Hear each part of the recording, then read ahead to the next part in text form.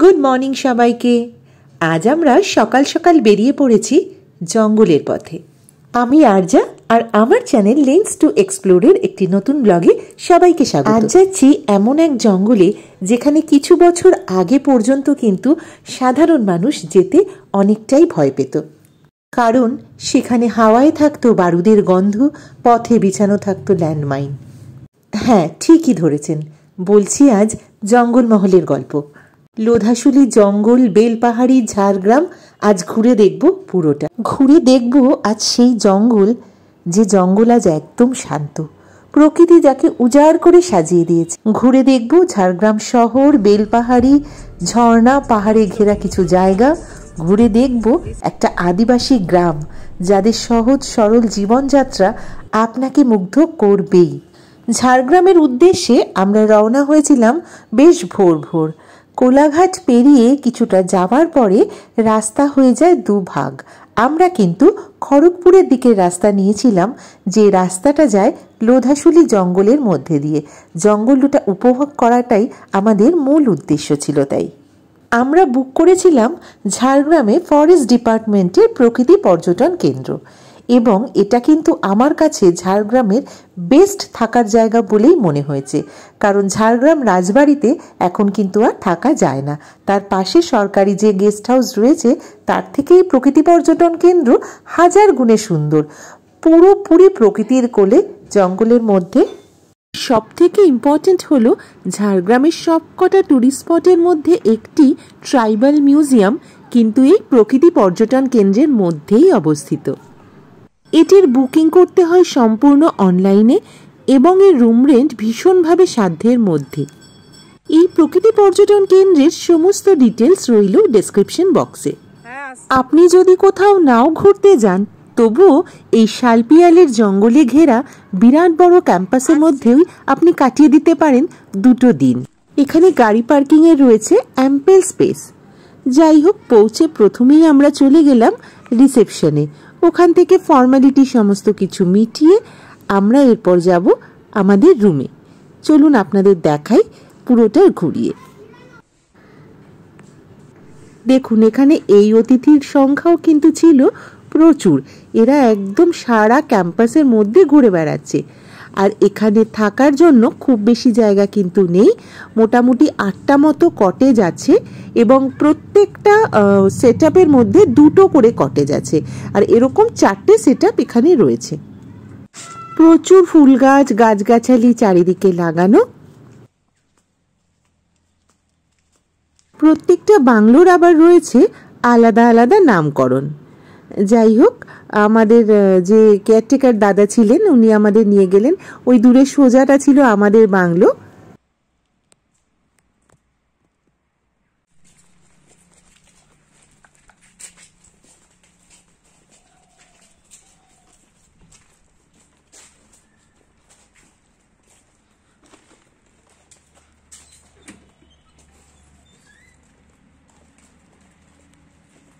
এবার দেখাই, চলুন আপনাদের রুম সেটআপটা। এরকম সামনে একটা লম্বা মতো স্পেস, ডান দিকে রয়েছে বাথরুম, সোজা গিয়ে রয়েছে বিরাট বড় রুম। ভীষণ পরিষ্কার পরিচ্ছন্ন, টিপটপ, এসি, টিভি, সমস্ত অ্যামেনিটিস রয়েছে যা যা আপনার লাগবে। রয়েছে বড় ড্রেসিং টেবিল, বিরাট বড় আলমারি, ছোট সেন্টার টেবিল, এদিকে একটা রয়েছে, এদিকে একটা বেডসাইড কাভার্ড রয়েছে, একদম ব্র্যান্ডেড প্লাস্টিকের, খুব ভালো কোয়ালিটি। তার মধ্যে কিছু প্রয়োজনীয় কাগজপত্র রয়েছে, যেমন menu card, room tariff etcetera. এবং বেডের আর একদিকেও কিন্তু রয়েছে একটা কাঠের ছোট বেডসাইড কাভার্ড মতো। এরপর দেখলাম যে একটা ছোট ব্যাগে, জুট ব্যাগে ওরা দিয়েছে হচ্ছে ডেলি ইউজের জিনিসপত্র, একদম ফরেস্ট ডিপার্টমেন্টের লোগো লাগানো ব্যাগ। এর মধ্যে দেখুন রয়েছে টুথপেস্ট, টুথব্রাশ, ছোট একটা সাবান, হেয়ার অয়েলের পাউচ, শ্যাম্পুর পাউচ, এরকম টুকিটাকি যেটা প্রত্যেকদিন আমাদের কাজে লাগে।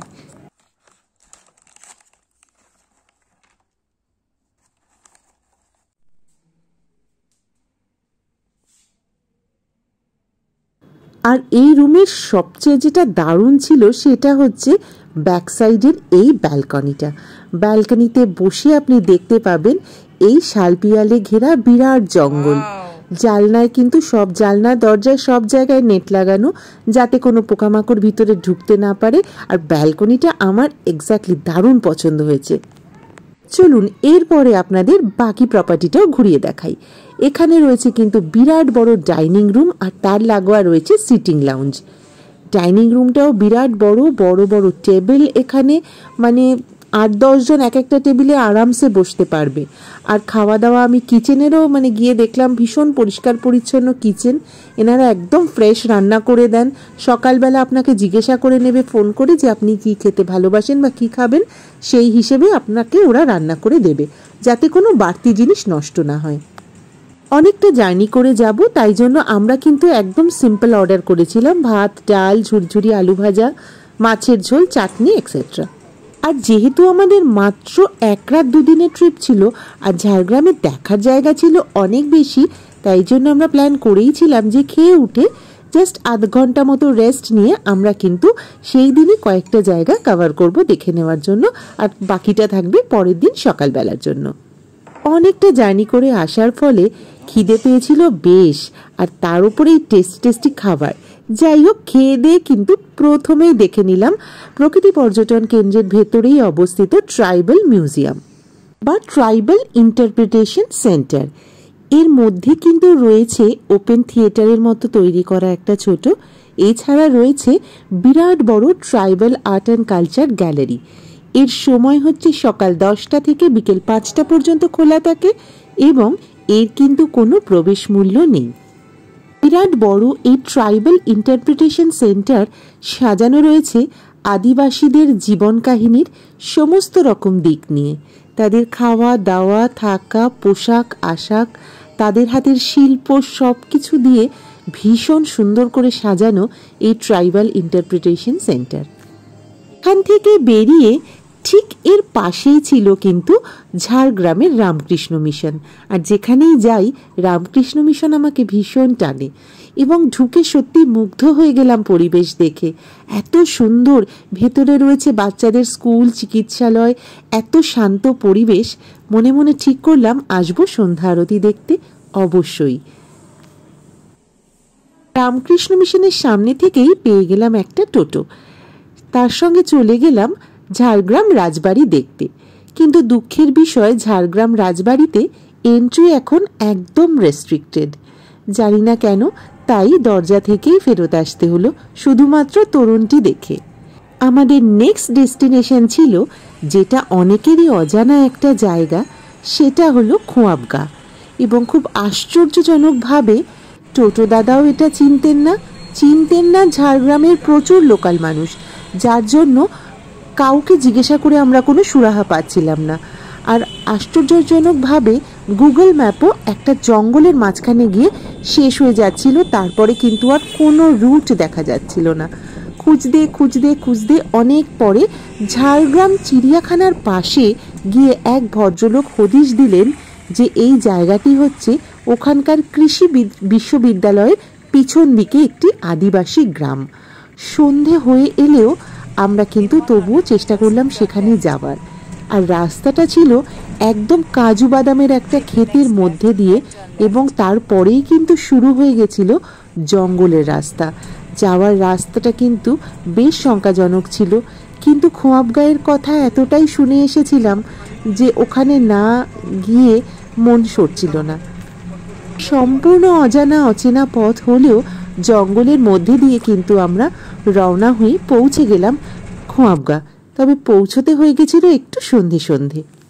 আর পৌঁছে যা দেখলাম, মনের শঙ্কা ভয় সব কিছুকে দূর করে এসে যা পেলাম তা কিন্তু পরম প্রাপ্তি। গ্রামটির আসল নাম কিন্তু লালাবাজার গ্রাম, কিন্তু এই খোয়াবগা নাম দিয়েছে আমাদেরই একজন বাঙালি সাহিত্যিক শিবাজী বন্দ্যোপাধ্যায় মহাশয়। 5 থেকে 10টি লোধা শবর উপজাতির বাস এই গ্রামটিতে। তাদের জীবন চলত জঙ্গলের গাছ কেটে। পরম অর্থাভাবের মধ্যে তাদের জীবনে আসে কিছু বাঙালি ছবি আঁকিয়ের দল, যারা তাদের বোঝায় যে গাছ কাটলে একদিনে গাছ শেষ হয়ে যাবে, তখন তারা বাঁচবে কি করে। আর তাদের হাতে তুলে দেয় রং তুলি, আর ক্যানভাস হয়ে ওঠে তাদের বাড়ির দেওয়ালগুলো। প্রকৃতি ধ্বংস করার পরিবর্তে তারা মেতে ওঠে প্রকৃতিকে সুন্দর করে সাজানোর নেশায়। তাদের এখন প্রধান জীবিকা ছবি আঁকা এবং নানা রকম আরও কুটির শিল্প। হাতের কাজ করা জিনিসের রয়েছে এখানে ছোট্ট একটি বিপণীও। গেছিলাম সেখানে। দাম যদিও একটু বেশি লাগলেও মনে হলো এটুকু তো করাই যায়, যাতে এই অর্থের বিনিময়ে তাদের হাতে উঠে আসে আরও অনেক রং তুলি। যে মানুষটা এই গ্রামের নাম দিয়েছে স্বপ্নের গ্রাম, আর যে মানুষগুলো এদের স্বপ্ন দেখতে শিখিয়েছে, তাদের রইল আমার তরফ থেকে কুর্নিশ। এরপরে চলে গেলাম সাবিত্রী মায়ের মন্দির, যেটাও কিন্তু প্রকৃতি পর্যটন কেন্দ্রের থেকে একেবারেই কাছে এবং এটি এখানকার খুব জাগ্রত মন্দির। 350 বছর পুরনো এই মন্দিরে স্থাপিত রয়েছেন সাবিত্রী মা এবং এর স্থাপন করেছিলেন মল্লভূমির জনৈক রাজপরিবার। সাবিত্রী মাতা টেম্পল ঘুরে দেখে এরপরে কিন্তু আমরা চলে গেছিলাম আবার আমাদের প্রকৃতি পর্যটন কেন্দ্রে ফেরত। বেশ তাড়াতাড়ি শুয়ে পড়ার প্ল্যান ছিল, কারণ পরের দিন আমাদের প্ল্যান ছিল খুব ভোরবেলা বেরোনোর, কারণ পরের দিন যেমন আমাদের বাড়িও ফেরত যাওয়ার ছিল, তার সঙ্গে কিন্তু বেলপাহাড়ি সহ অনেকগুলো ট্যুরিস্ট স্পট ঘুরে দেখারও প্রোগ্রাম ছিল। তাই বেশ হেক্টিক একটা দিন, সেই জন্য তাড়াতাড়ি ডিনার সেরে আমরা শুয়ে পড়লাম। পরের দিন বেশ ভোর ভোর উঠে পড়লাম, উঠে কাটালাম কিছুটা সময় ব্যালকনিতে। প্রচুর পাখি সামনে, দারুণ সুন্দর হাওয়া। গরমকালে কিন্তু একটুও বোঝা যাচ্ছিল না যে একটু পরেই গরম এতটা বেড়ে যাবে, কারণ সকালে এত সুন্দর হাওয়া দিচ্ছিল। ব্যালকনিতে কিছুটা সময় বসে ওখানে আমাদের ব্রেকফাস্ট সেরে আমরা বেরিয়ে পড়লাম আমাদের ডেস্টিনেশনের উদ্দেশ্যে। এবং লাগেজগুলো আমরা কিন্তু তখনই প্যাক করে মোটামুটি রেখে গেছিলাম, যাতে ফিরে এসে জাস্ট লাঞ্চ করেই আমরা বেরিয়ে যেতে পারি।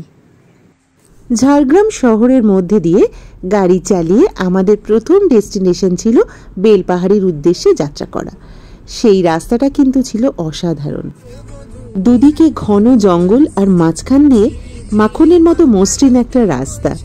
এর চেয়ে ভালো কম্বিনেশন কী বা হতে পারে। এরপরে আমরা প্রথমেই দেখে নিলাম কিন্তু ঘাগড়া ফলস। এই জায়গাটা বেশ পাথুরে এবং এই যে ঝর্ণা, এর জল কিন্তু গরমকাল বলে একটু শুকনোই ছিল, বর্ষাকালে বলা হয় এটা অনেকটা জল ভরে যায়। এর পাশে রয়েছে বিরাট বড় মাঠ, যেখানে শীতকালে প্রচুর পিকনিক হয়। তো এখানে কিছুক্ষণ আমরা সময় কাটালাম, বেশ সুন্দর লাগছিল। যদিও আমরা যখন গেছিলাম তখনও প্রচণ্ড গরমটা পড়েনি, সেই জন্য বেশ কিছুক্ষণ এখানে কাটানো গিয়েছিল, সকাল সকাল যেহেতু বেরিয়ে পড়েছিলাম। ঘাগড়া ফলসের ওখান থেকে আমাদের নেক্সট ডেস্টিনেশন ছিল খান্ডারিনী লেক। প্রকৃতি পর্যটন কেন্দ্র থেকে এই ঘাগড়া ফলস অব্দি ডিস্টেন্স ছিল প্রায় 40 কিলোমিটার মতো, এবং এখান থেকে খান্ডারিনী লেক যাওয়ার জন্য আবার ট্রাভেল করতে হলো কিন্তু আমাদের 15 কিলোমিটার মতো। আর এই সব জায়গাগুলোই কিন্তু অ্যাকচুয়ালি বেলপাহাড়ি অঞ্চলের আশেপাশেই অবস্থিত।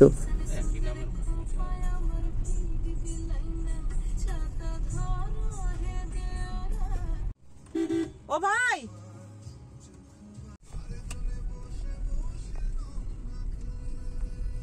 খান্ডারিনী লেকের পাশেও আমরা কাটালাম কিছুক্ষণ সময়। জায়গাটা কিন্তু বেশ সুন্দর লাগলো আমাদের। বর্ষাকালে এলে কিন্তু অনেকটাই জল পাবেন আপনারা। আর এই খান্ডারিনী লেকের পাশ দিয়েই উঠে গেছে গাদারসিনি পাহাড়। এখান থেকে গাড়ি নিয়েই কিন্তু সেই রাস্তায় যাওয়া, তবে রাস্তাটা কিন্তু বেশ বিপদসংকুল, এটুকু বলা যেতে পারে। ভিডিওতে কতটা তুলে ধরতে পারবো জানি না, তবে যাওয়ার সময় কিন্তু আমাদের বেশ ভয় লাগছিল। আর রাস্তা এতটাই সরু, উল্টো দিক থেকে কোনো গাড়ি এলে কিন্তু বেশ চাপের ব্যাপার হয়ে যেত। যাই হোক, সেটা আসেনি আমাদের ক্ষেত্রে, এবং পরে বুঝলাম যে ফেরত আসার একটা অন্য রাস্তা রয়েছে। তো মোটামুটি এই রাস্তাটা দিয়ে লোকজন যায় এবং ফেরত আসার জন্য সেই রাস্তাটি ব্যবহার করে। এখান দিয়ে গিয়ে আপনি পৌঁছবেন গাদারসিনি পাহাড়ের একদম পাদদেশে। সেখান থেকে আপনি ট্রেক করে পাহাড়ের ওপর উঠতে পারেন, কিন্তু এই গরমে আমাদের সেই ইচ্ছে একেবারেই ছিল না। পাহাড়ের ওপরে রয়েছে একটি মন্দির, যেটি লাহিড়ী মহারাজ বা স্বামী যোগানন্দের আশ্রম বলেও কিন্তু পরিচিত। খুব শান্ত পিসফুল একটা আশ্রম, ঘুরে দেখতে চুপচাপ আপনার বেশ ভালোই লাগবে। চারিদিকে গাছ গাছালি দিয়ে ঘেরা, একদম আড়ম্বর বিহীন একটা আশ্রম এখানে। সেখানে কিছুক্ষণ কাটিয়ে আমরা কিন্তু ধরলাম আবার চিল্কিগড় রাজবাড়ির পথ। এখান থেকে চিল্কিগড় রাজবাড়ি পড়ল মোটামুটি 30-31 কিলোমিটার মতো। দুদিকে সবুজ ধান ক্ষেত, মাটির বাড়ি, আর তার দেওয়ালগুলো সব ছবির মতো রাঙানো। সহজ সরল গ্রাম্য মানুষগুলোর জীবনযাত্রা, এর মাঝখান দিয়ে পথ চলতে বেশ লাগছিল। চলতে চলতে এরপর পৌঁছে গেলাম চিল্কিগড় রাজবাড়ি। আর রাজবাড়িটা দেখেই মনে পড়ে গেল দুর্গেশগড়ের গুপ্তধনের সিনেমাটার কথা। পুরো ছবিটার শুটিং কিন্তু হয়েছে এই রাজবাড়িতেই। এই রাজবাড়িতে আপাতত সেরকমভাবে কেউই থাকেন না। এখানকার যারা রাজা ছিলেন বা এখন যা তাদের বংশধর, তারা সবাই কলকাতায় বসবাস করেন। রাজবাড়ির একতলায় একটা ছোট্ট অফিস ঘর আছে এবং এর ভেতরে ঢোকা কিন্তু রেস্ট্রিক্টেড। আপনি বাইরে থেকেই যেটুকু দেখার দেখতে পাবেন। একপাশে রয়েছে একটি বড় মন্দির, সেখানে হয় নিত্য পূজা। আর ভেতরে রয়েছে আরেকটি প্রাচীন মন্দির, যেটা কিন্তু এই রাজবাড়ির সময় তৈরি হয়েছিল। চিল্কিগড় রাজবাড়ি দেখে এরপর আমরা পৌঁছলাম পাশেই কনক দুর্গা মন্দিরে। এই মন্দিরটিও কিন্তু স্থাপন করেন এই চিল্কিগড়ের রাজপরিবারের সদস্যরা।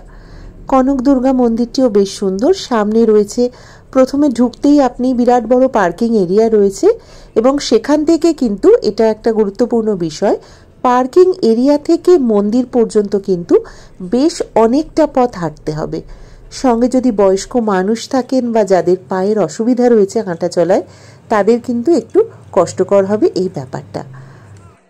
কনক দুর্গা মন্দির দর্শন করে আমরা এরপরে ধরলাম আমাদের বাড়ি ফেরা বা প্রকৃতি পর্যটন কেন্দ্রে ফেরার পথ। ফেরার পথ আবার সেই শালপিয়ালের জঙ্গলের মধ্যে দিয়ে। তবে এখানে একটা কথা বলে রাখা ভালো, এই জঙ্গলের মধ্যেও কিন্তু রয়েছে খুব সুন্দর ছোট ছোট রিসর্ট, সেগুলো আপনারা ইন্টারনেট থেকে দেখে বুক করে আসতে পারেন। আমাদের এই উইকেন্ড ঝাড়গ্রামের ঝটিকা সফর কেমন লাগলো অবশ্যই কমেন্ট করে জানাবেন। চ্যানেল সাবস্ক্রাইব করা না থাকলে অবশ্যই করবেন। আপনারা পাশে থেকে উৎসাহ দিলে পৌঁছে যেতে পারবো, আরও নতুন নতুন জায়গায় শেয়ার করতে পারবো আপনাদের সাথে। আজ এটুকুই, ভালো থাকবেন, বাই।